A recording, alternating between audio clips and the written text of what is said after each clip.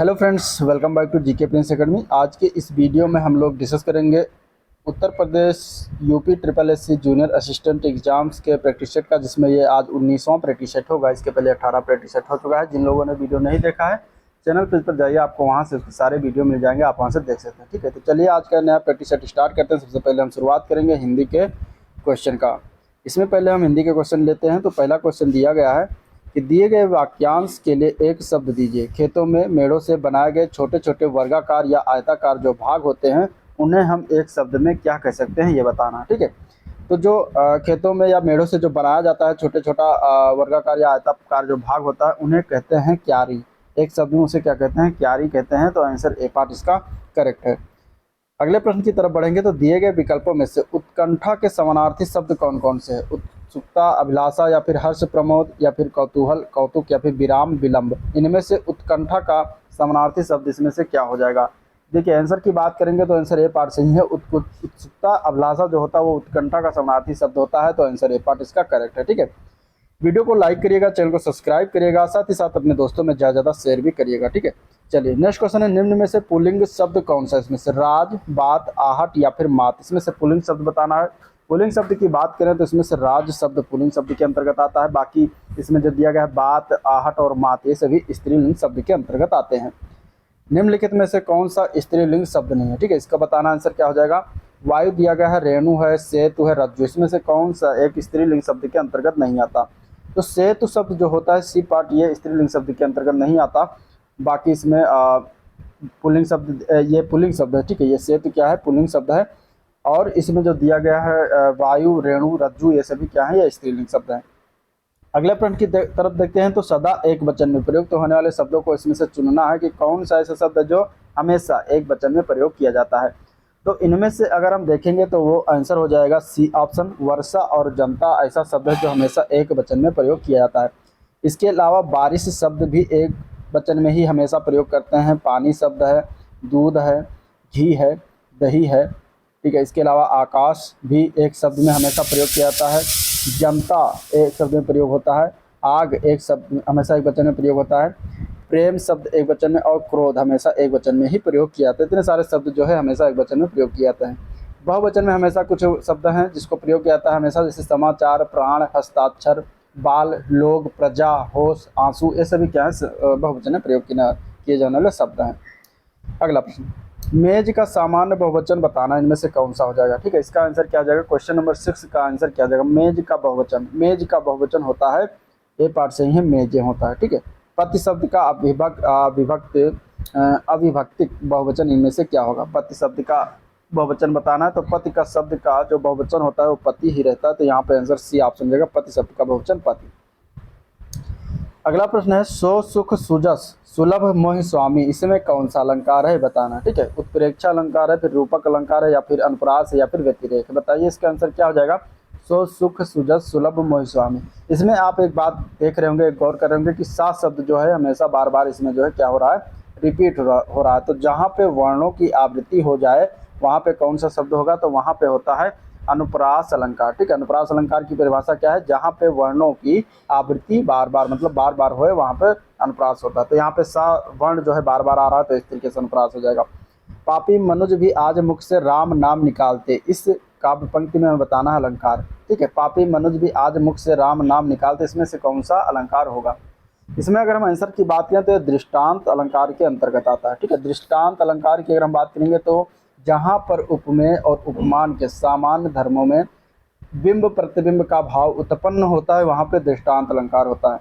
तो answer C option correct है। अगले प्रश्न की तरफ चलते हैं। सत्य सही किस समास का उदाहरण है? सत्य सही शब्द जो है ये किस समास का उदाहरण है?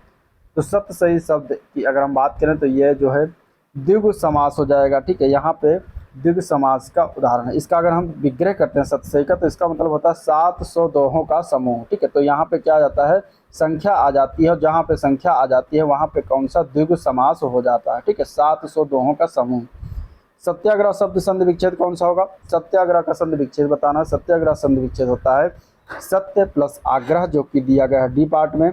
ये किस प्रकार की संधि का उदाहरण है? तो ये जो है दीर्घ स्वर संधि के उदाहरण होता है। ठीक है, दीर्घ स्वर संधि। अगला प्रश्न देखते हैं। तो अगला क्वेश्चन है महोर्म। महोर्म का संधि विच्छेद क्या होगा ये बताना। ठीक है, महोर्म का संधि विच्छेद बताना क्या हो जाएगा। महोर्म का संधि विच्छेद अगर हम करेंगे तो ये होता है महा प्लस ऊर्म, जो कि ये दिया गया है सी पार्ट में। यहाँ पे कौन सा संधि है, तो ये जो है गुण स्वर संधि का उदाहरण है। ठीक है, गुण स्वर संधि का उदाहरण। अत्यधिक का शुद्ध संधि विच्छेद बताना है। क्वेश्चन नंबर 13 में अत्यधिक का शुद्ध संधि विच्छेद जो होता है वो होता है अति प्लस अधिक, जो कि बी पार्ट में दिया गया है, तो अत्यधिक हो जाएगा। और यह जो है यड़ स्वर संधि के अंतर्गत आता है। ठीक है, चलिए क्वेश्चन नंबर 14 से 18 तक गद्यांश है। गद्यांश को पढ़ के इसका आंसर देना है। गद्यांश को पढ़िएगा, हम क्वेश्चन की तरफ चलते हैं। साहित्य को क्या माना गया है। जब आप गद्यांश पढ़ेंगे तो आपको इसका आंसर निकल के आएगा। साहित्य को कठिन तपस्या और महान यज्ञ के प्रकार माना गया, तो यहाँ पे सी आंसर इसका करेक्ट है। ठीक है, उच्च साहित्य की भावभूमि क्या होती है। तो उच्च साहित्य की भावभूमि की बात करें तो जहाँ व्यक्तित्व के कोई स्वतंत्र विषय नहीं रह जाते, वहाँ पे उच्च भावभूमि होती है। ठीक है, उच्च स्तर के क्रियाकलाप किससे होते हैं। गद्यांश को पढ़ने के बाद इसका आंसर निकल के आएगा आत्म प्रेरणा से। आप गद्यांश को पढ़िएगा। अगला प्रश्न है किस देश में आत्मकथा लिखने की परिपाटी नहीं रही। तो किस देश में हुआ था, इसमें से अगर हम बात करें तो भारतवर्ष में जो है आत्मकथा लिखने की परिपाटी नहीं रही थी। ठीक है, हिंदी में किस विधा को पाखंड कहा गया है। हिंदी में अगर इसमें से देखा जाए तो आत्मकथा को पाखंड कहा गया, तो सी पार्ट हो जाएगा। नेक्स्ट क्वेश्चन, कान काटना, इस मुहावरे का अर्थ क्या है। तो इस मुहावरे का अर्थ बनता है चतुर होना। ठीक है, तो आंसर बी ऑप्शन सही है। कान काटने का अर्थ है चतुर होना। ठीक है, आंख के अंधे गांठ के पूरे, इस लोकोक्ति का सही अर्थ क्या है। तो इसका अर्थ बनता है मूर्ख धनवान, यानी मूर्ख व्यक्ति अगर धनवान हो जाए तो उसको कहेंगे आंख के अंधे गांठ के पूरे। दिए गए विकल्पों में से तत्सम शब्द बताना, इनमें से क्या हो जाएगा। आम्र शब्द दिया गया है, दूध है, शहीद है, खिड़की, इसमें से कौन सा एक तत्सम शब्द है। तत्सम शब्द की बात करेंगे तो आम्र जो होता है एक तत्सम शब्द होता है, इसका तद्भव होता है आम। ठीक है, तो यहाँ पे आंसर ए पार्ट करेक्ट है। अगले प्रश्न की तरफ चलते हैं। निम्नलिखित में से कौन सा शब्द तत्सम नहीं, इनमें से कौन सा एक तत्सम शब्द नहीं है। इनमें से अगर हम देखेंगे तो उलझन शब्द जो होता है वो तद्भव शब्द होता है, ना कि ये तत्सम होता है। तो आंसर सी ऑप्शन इसका करेक्ट है। निम्नलिखित में से पीठ का तत्सम शब्द कौन सा हो जाएगा। पीठ का तत्सम शब्द होता है पृष्ठ, जो कि दिया गया है सी पार्ट में, तो पृष्ठ हो जाएगा। और जो प्रतिवेश दिया गया है ये किसका तत्सम शब्द है, तो ये पड़ोस का तत्सम शब्द है। ठीक है, पड़ोस। प्रस्वेद की अगर हम बात करेंगे तो पसीना का तत्सम शब्द होता है पसीना।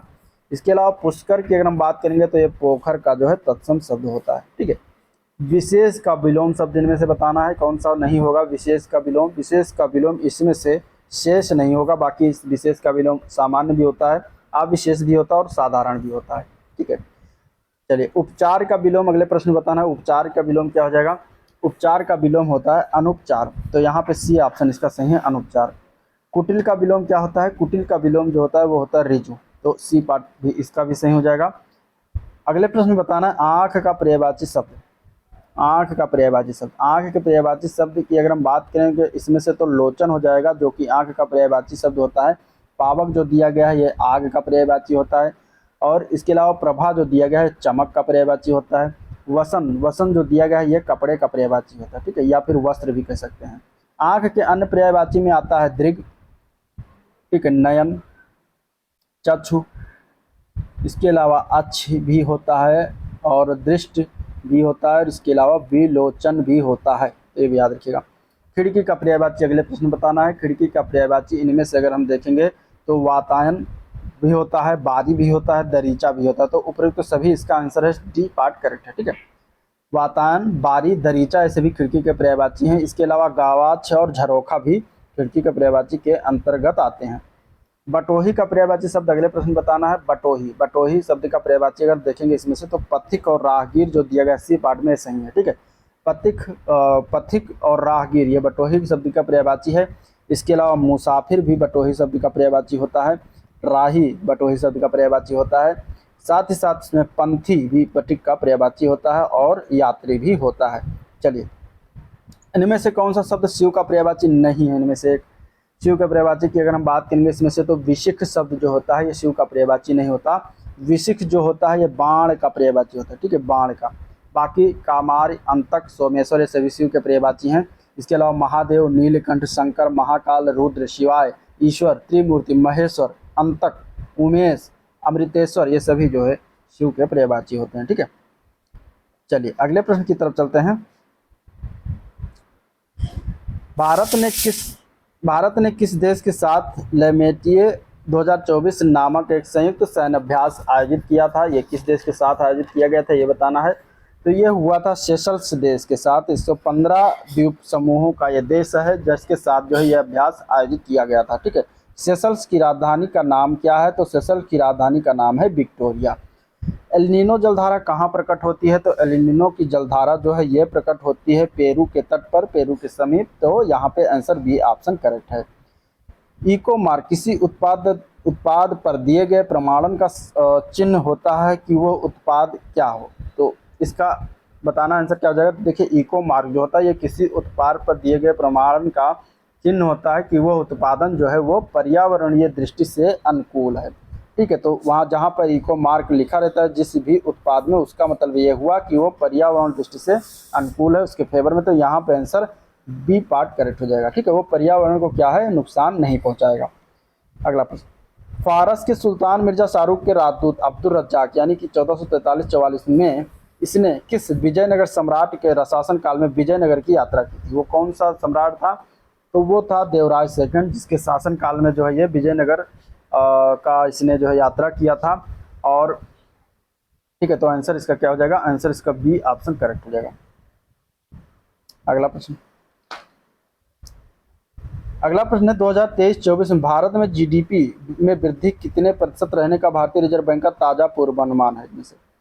तो इसमें अगर हम देखेंगे तो ये जो 2023-24 में जीडीपी में वृद्धि प्रतिशत जो भारतीय रिजर्व बैंक का जो पूर्वानुमान लगाया गया है वो है 6.5%। तो आंसर हो जाएगा ए पार्ट 6.5%। ठीक है, तालाबों और कुओं में निम्नलिखित में से किस एक को छोड़ने से मच्छरों को नियंत्रित करने में मदद मिलती है? तो ये छोड़ा जाता है, वो होता है गैम्बूसिया। ठीक है, गैम्बूसिया को छोड़ा जाता है जिससे क्या होता है, मच्छरों को नियंत्रित करने में मदद मिलती है। निम्नलिखित में से किसे भारत सरकार का प्रथम विधि अधिकारी समझा जाता है? इसका आंसर क्या हो जाएगा? तो प्रथम विधि अधिकारी भारत सरकार का जो होता है उसको हम कहते हैं महान्यायवादी। ठीक है, तो आंसर सी ऑप्शन करेक्ट है। 2011 की जनगणना के अंतिम आंकड़ों के अनुसार भारत की औसत साक्षरता प्रतिशत कितना होता है? तो यहाँ पे आंसर हो जाएगा बी पार्ट 73% है। ठीक है, औसत साक्षरता परसेंटेज जो है 73% भारत का। तो आंसर बी पार्ट करेक्ट है। 1995 में पारित अस्पृश्यता अपराध अधिनियम को वर्तमान में किस नगर या किस नाम से जाना जाता है? तो वो जाना जाता है सिविल अधिकार संरक्षण अधिनियम। ठीक है, सिविल अधिकार संरक्षण अधिनियम के नाम से हम जानते हैं। तो यहाँ पे आंसर डी ऑप्शन इसका करेक्ट हो जाएगा। अंतःस्रावी ग्रंथियों को अन्य किस नाम से जाना जाता है? तो अंतःस्रावी ग्रंथियों को हम जानते हैं अम्लीय ग्रंथ के नाम से। तो आंसर डी ऑप्शन करेक्ट है, अम्लीय ग्रंथ। मई 2023 में संघ लोक सेवा आयोग ने यूपीएससी के अध्यक्ष के रूप में किसने शपथ लिया है? तो उनका नाम क्या है? उनका नाम है डॉक्टर मनोज सोनी। ठीक है, जो को यूपीएससी के अध्यक्ष के रूप में इन्होंने शपथ लिया था। अगले प्रश्न बताना है कि कौन सा सही सुमेलित ने घराना और संस्थापक हैं? जी, रामपुर घराना के नेमत खां सदारंग संस्थापक हैं, किराना घराना बंदे अली खां संस्थापक, सहारनपुर घराना खलीफा मोहम्मद संस्थापक, अलीगढ़ घराना काले खां संस्थापक। ठीक है, इसमें से कौन सा एक गलत है? इसमें से गलत ऑप्शन की अगर हम बात करेंगे तो डी पार्ट हो जाएगा। अलीगढ़ घराना काले खां जो संस्थापक दिए गलत हैं। अलीगढ़ घराना के उस्ताद अल्लाह दिया खान है जिन्होंने इसकी स्थापना किया था।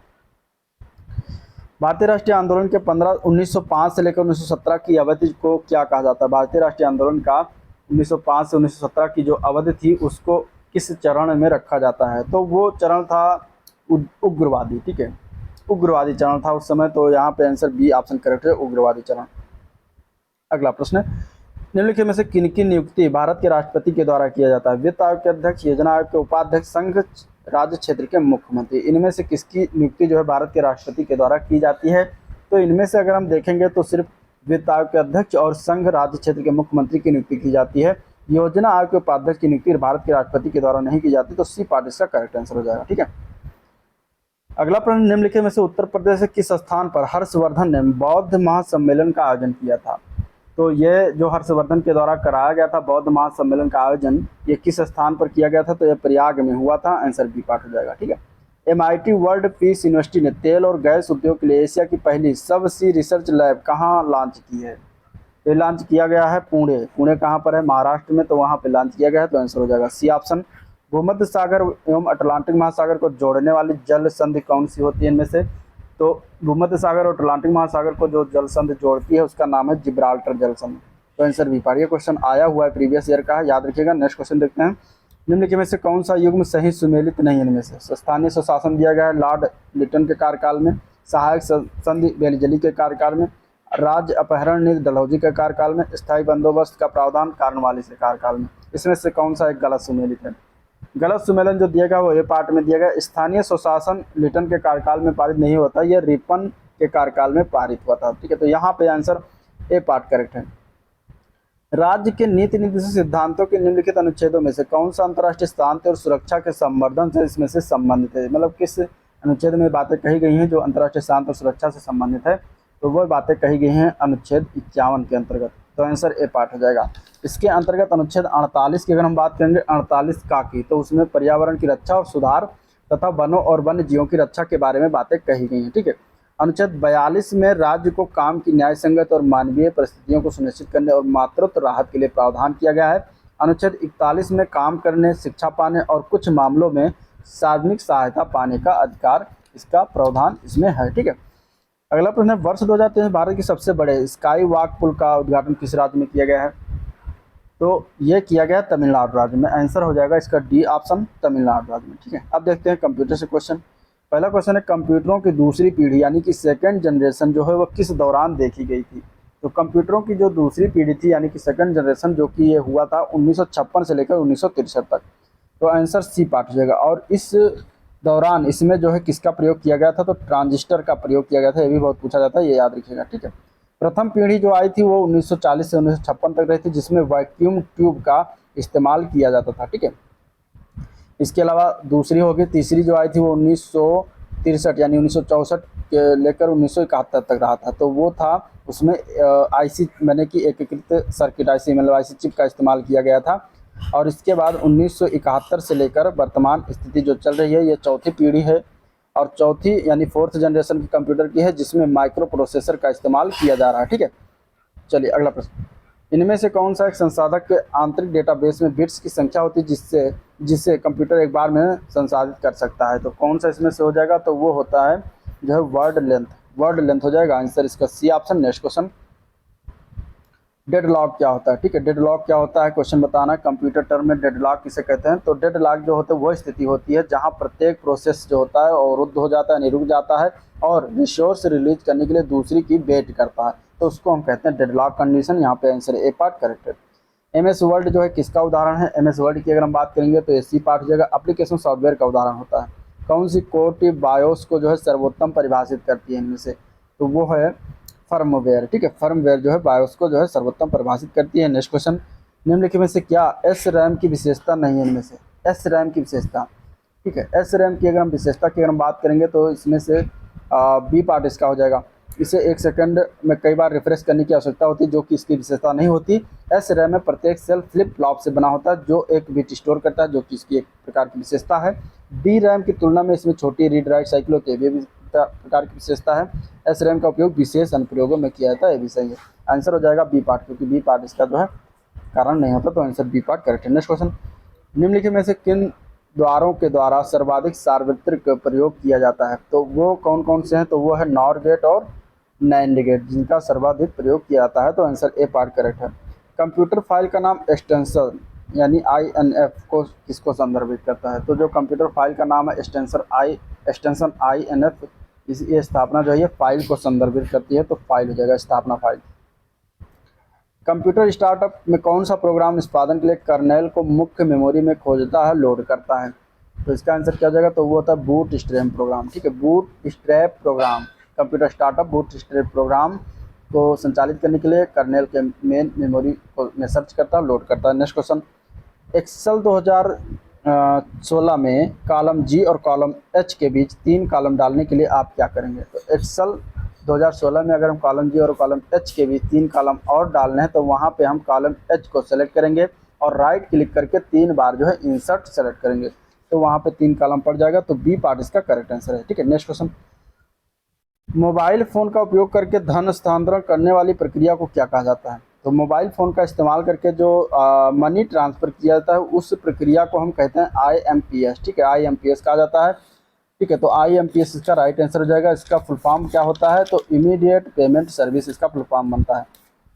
आंसर क्या हो जाएगा? IMPS। नेक्स्ट क्वेश्चन, एग्जीक्यूट में प्रोग्राम को क्या नाम दिया जाता है? तो एग्जीक्यूटिव में प्रोग्राम को नाम दिया जाता है, वो नाम क्या है? तो वो नाम है प्रोसेस। ठीक है, आंसर ए पार्ट है। चलिए अगला प्रश्न, विंडोज आधारित कंप्यूटर में दो फाइल एक ही फोल्डर में नहीं हो सकती? या विंडोज आधारित कंप्यूटर में दो फाइल एक ही फोल्डर में क्यों नहीं हो सकती, ये बताना है। तो क्योंकि एक विंडोज आधारित कंप्यूटर में दो फाइल एक ही फोल्डर में नहीं हो सकती है यदि उनमें नाम में कोई अंतर ना हो और फाइल में भी समान हो। तो सी पार्ट इसका करेक्ट है। ठीक है, नेक्स्ट क्वेश्चन, इनमें से कौन सा एक ऐसा उपकरण है जो अन्य प्रोग्राम या उपकरणों के लिए कार्यात्मकता प्रदान करता है जिन्हें क्लाइंट्स कहा जाता है? तो वो होता है सर्वर। ठीक है, सर्वर हो जाएगा। निम्न में से कौन सा पैराग्राफ फॉर्मेटिंग है इनमें से? तो इसमें से देखेंगे तो अलाइनमेंट जो होता है ये पैराग्राफ फॉर्मेटिंग के अंतर्गत आता है। तो यहाँ पे बी ऑप्शन इसका करेक्ट है। अब क्वेश्चन होंगे आपके उत्तर प्रदेश से 20 क्वेश्चन, बस इसके बाद ये वीडियो एंड होने वाला है। पहला क्वेश्चन है कंप्यूटर से, उत्तर प्रदेश में राष्ट्रीय कथक संस्थान कहाँ पर स्थित है? तो राष्ट्रीय कथक संस्थान की बात करेंगे, देखिए उत्तर प्रदेश का राष्ट्रीय जो नृत्य है वो भी क्या है? राजकीय नृत्य वो कथक ही है। तो कथक संस्थान जो बनाया गया ये उत्तर प्रदेश की राजधानी लखनऊ में स्थापना किया गया। तो बी पार्ट हो जाएगा। प्रदेश के किस जिले में सर्वाधिक वर्षा होती है? सबसे ज़्यादा वर्षा उत्तर प्रदेश की अगर देखा जाए तो गोरखपुर जिले में होती है, और सबसे कम वर्षा जो होता है वो कहाँ पर होता है? मथुरा जिला। मिलान करना है अगले प्रश्न में। पार्क दिया गया है और जिला दिया गया। ठीक है, अप्रैल पार्क कहाँ पर है? तो अप्रैल पार्क की बात करेंगे तो ये पड़ता है कानपुर जिले में। बायोटेक्नोलॉजी पार्क कहाँ पर स्थित है? तो बायोटेक्नोलॉजी पार्क जो है लखनऊ में है। इसके अलावा एग्रो प्रोसेसिंग पार्क कहाँ पर स्थित है? तो इसकी स्थापना की गई है सहारनपुर जिले में। और लेदर टेक्नोलॉजी पार्क जो है ये उन्नाव जिले में स्थित है। तो इस तरीके से मिलान करने के लिए भी आ जाता है। आंसर इसमें हो जाएगा आपका ए पार्ट। अगला प्रश्न है उत्तर प्रदेश से, बुंदेलखंड क्षेत्र में कुल कितने सौर पार्कों की मंजूरी दी गई है? ठीक है, इसका आंसर क्या हो जाएगा? तो बुंदेलखंड क्षेत्र में कुल 2 सौर पार्कों की मंजूरी दी गई है। तो आंसर ए पार्ट करेक्ट है। चुनार किस उद्योग के लिए प्रसिद्ध है? अगले प्रश्न बताना है। तो चुनार जो है वो जिला सीमेंट उद्योग के लिए फेमस है। तो यहाँ पे आंसर हो जाएगा सी ऑप्शन, सीमेंट उद्योग। ठीक है, 2011 की जनगणना के अनुसार निम्नलिखित राज्यों में से किसकी ग्रामीण जनसंख्या सर्वाधिक है? मध्य प्रदेश, महाराष्ट्र, पंजाब, उत्तर प्रदेश। सबसे ज़्यादा ग्रामीण जनसंख्या जो निवास करती है वो उत्तर प्रदेश में ही निवास करती है। तो यहाँ पे डी ऑप्शन करेक्ट हो जाएगा। अगले क्वेश्चन की तरफ चलते हैं। पंचायती राज की अनुशंसा किसने की थी? पंचायती राज की अनुशंसा किसने की थी ये बताना है। तो ये किया गया था बलवंत राय मेहता कमेटी की रिपोर्ट जो 1957 में प्रकाशित हुई थी, उसमें जो है इसी के अनुसार पंचायती राज की अनुशंसा की थी। इन्होंने त्रिस्तरीय पंचायती राज का सुझाव दिया था। ठीक है, नेक्स्ट क्वेश्चन, उत्तर प्रदेश में एंटी भूमाफिया टास्क फोर्स का गठन कब किया गया? एंटी भूमाफिया टास्क फोर्स का गठन जो किया गया 8 मई 2017 को किया गया है। तो सी पार्ट इसका करेक्ट हो जाएगा। अगला प्रश्न, 1 मई 2016 को प्रधानमंत्री उज्ज्वला योजना प्रारंभ की गई। उत्तर प्रदेश किस जिले में प्रधानमंत्री द्वारा यह योजना प्रारंभ किया गया? तो यह योजना जो हुआ ये बलिया जिले से प्रारंभ हुआ था। आंसर सी ऑप्शन करेक्ट हो जाएगा। ठीक है, निम्नलिखित में से कौन सा एक उत्तर प्रदेश औद्योगिक विकास निगम की आगामी प्रमुख निवेश परियोजना नहीं है इनमें से? तो इनमें से अगर हम देखेंगे तो वो है डिफेंस पार्क जो कि शाहजहांपुर में। तो ये आगामी प्रमुख निवेश परियोजना के अंतर्गत नहीं आता। बाकी theme park Agra, mega food park Bareilly, textile park Varanasi, ये सभी इसके अंतर्गत आते हैं। निम्नलिखित में से कौन एक काकोरी कांड यानी कि काकोरी ट्रेन एक्शन जो नाम अब रख दिया गया है, इस मुकदमे में सरकारी वकील बना था? तो उसका नाम क्या था? तो उसके नाम की अगर हम बात करेंगे इसमें से तो वो था पंडित जगन नारायण मुल्ला। ठीक है, यहाँ पे आंसर बी ऑप्शन हो जाएगा। काकोरी ट्रेन एक्शन जो हुआ था ये कब हुआ था? तो ये घटित हुआ था 9 अगस्त 1925 को जो है ये घटना हुआ था। और ये लखनऊ का काकोरी रेलवे स्टेशन था। वहाँ पर 8 down Saharanpur Lucknow passenger train थी जिसको ये अंजाम दिया गया था। इसमें शामिल लोग पंडित राम प्रसाद बिस्मिल प्रमुख थे। इसके अलावा अशफाक उल्ला खां, चंद्रशेखर आज़ाद व 6 अन्य लोग थे इसमें। ठीक है, इसमें जब पकड़ा गया इन लोगों को पकड़ लिया गया, इसके बाद इसमें पंडित राम प्रसाद बिस्मिल को, राजेंद्र लाहिड़ी, अशफाक उल्ला खां, ठाकुर रोशन सिंह, इन सभी को मृत्युदंड यानी फांसी की सजा सुनाई गई थी। तो ये भी याद रखिएगा। आदर्श कारागार में निरुद्ध बंदियों को वर्ष में कितने दिन पर घर रहने पर छूट दी जाती है? तो आदर्श कारागार में अगर हम देखेंगे तो ये जो छूट दिया जाता है ये 15 दिन घर रहने के लिए छूट दिया जाता है। ठीक है, उत्तर प्रदेश में यूरेनियम कहाँ पर उपलब्ध है? तो यूरेनियम एकमात्र जिला उत्तर प्रदेश का ललितपुर जिला जहाँ पे उपलब्ध है। तो आंसर ए पार्ट करेक्ट है। ठीक है, उत्तर प्रदेश का एकमात्र मुक्त विश्वविद्यालय जाना जाता है किस नाम से? तो वो जाना जाता है राजर्षि पुरुषोत्तम दास टंडन मुक्त विश्वविद्यालय। आंसर हो जाएगा सी ऑप्शन। निम्नलिखित में से किससे नगर महोदय श्री के नाम से जाना जाता है? ठीक है, पहले नाम नगर महोदय श्री किस जो जनपद का था? तो वो था कन्नौज का नाम। आंसर डी पार्ट है। उत्तर प्रदेश में पर्यटन को बढ़ावा देने के लिए 2015 में प्रथम ट्रैवल मार्ट का आयोजन किया गया, और ये कहाँ से आयोजन किया गया था ये बताना है। तो ये किया गया था उत्तर प्रदेश की राजधानी, जो कि गोमती नदी के किनारे बसा हुआ है, लखनऊ से किया गया था। उत्तर प्रदेश में आलू का अनुसंधान केंद्र किस जिले में स्थित है? आलू अनुसंधान केंद्र जो है ये पड़ता है मेरठ जिले में, यहाँ पे हो जाएगा Meerut. One world TV summit 2023 किस शहर में आयोजित हुआ था? वन वर्ल्ड टीवी समिट जो हुआ था 2023 ये वाराणसी शहर में हुआ था। तो आंसर डी ऑप्शन इसका करेक्ट है। ठीक है, पंडित दीनदयाल उपाध्याय पशु चिकित्सा विश्वविद्यालय कहाँ पर स्थित है? यह स्थित है मथुरा जिला में। उत्तर प्रदेश में मिड डे मील कार्यक्रम कब आरंभ किया गया था? इसका आंसर हो जाएगा सी पार्ट 1995 में। ठीक है, तो ये था ओवरऑल वीडियो जिसको हम लोगों ने देखा, डिस्कस किया। अगर वीडियो पसंद आया तो लाइक करिएगा, चैनल को सब्सक्राइब नहीं किया अभी तो सब्सक्राइब करना मत भूलिएगा, साथ ही साथ अपने दोस्तों में शेयर भी कर दीजिएगा। ठीक है, चलिए आज का वीडियो एंड करते हैं, मिलते हैं इसके नेक्स्ट प्रैक्टिस सेट जो कि होगा प्रैक्टिस सेट नंबर 20। एंड करते हैं वीडियो। आज के लिए इतना ही, थैंक यू।